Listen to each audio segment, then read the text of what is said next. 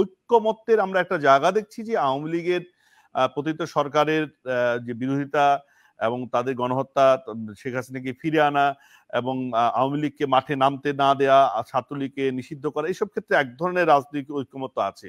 কিন্তু একেবারে গণতন্ত্রের রূপান্তরের বেসিক প্রশ্ন জায়গাগুলোতে, যেন ভোট কবে হবে, কিভাবে হবে, এবং এই বিষয়গুলোতে আসলে কোনো ঐক্যমত্যের আমরা একটা জায়গা দেখছি না এখন পর্যন্ত। তো এটিকে আসলে কিভাবে দেখছেন? কোন একটা সংকটের দিকে আসলে শেষ পর্যন্ত আমাদের এগিয়ে যাওয়া হচ্ছে কিনা, আপনি কি মনে করেন? আমি মনে করি সেটা একটা সংকট সৃষ্টি করছে পরিষ্কার, যে এখানে একটা স্টেক হোল্ডার, যে এই সরকারের অংশীজন যারা আছে, অংশীজন বা প্রধান অংশীজন তার দাবি করছে যে বৈষম্য বিরোধী ছাত্র আন্দোলন এবং তাদের নবগঠিত রাজনৈতিক দল জাতীয় নাগরিক কমিটি, তারা হয়তো নতুন রাজনৈতিক দল করবে ফেব্রুয়ারি মাসে, এমনটাই দেখলাম পত্রিকায়। যেহেতু এই সরকারকে তারা মনে করে তাদের সরকার এবং তারা নিয়ন্ত্রণ করে, এবং তারা ইতিমধ্যে বলেছে যে তারা যদি না থাকতো কয়েকজন ছাত্র উপদেষ্টা, এটা ১-১১-র দিকে যেত, এবং ১-১-১-১১-র দিকে যাওয়া যাচ্ছে না, তারা এই জিনিসটাকে টেনে রেখেছে।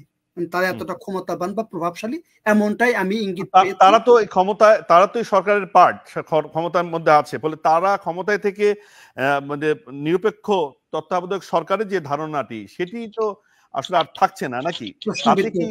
তাতে কি নির্বাচন প্রভাবিত হবে কিনা, বা এই সরকার এক ধরনের নির্বাচনী ফলাফল নিজের মতো করে পেতে চাইবে কিনা, মানে সেটির প্রশ্ন তুলেছেন ফখরুল ইসলাম আলমগীর একভাবে। তো সেই প্রশ্নটা আমি মনে করি যৌক্তিক।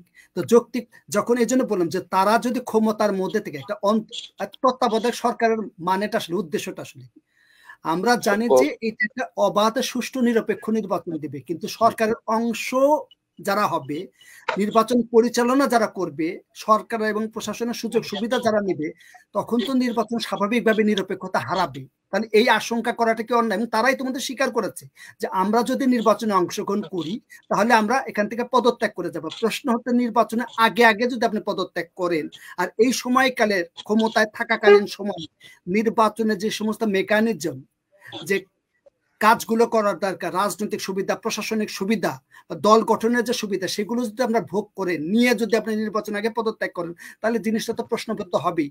তারা যদি সেই প্রক্রিয়ার অংশ হিসাবে, যে আমরা একটা রাজনৈতিক দল করব, রাজনৈতিক দল করতে জেলায় জেলায় রাজনৈতিক দল করতে সময় লাগবে, সংগঠন করতে সময় লাগবে, কাঠামো করতে সময় লাগবে, প্রশাসনের মধ্যে সময় লাগবে, এগুলো করতে তারা সময় নিতে পারে।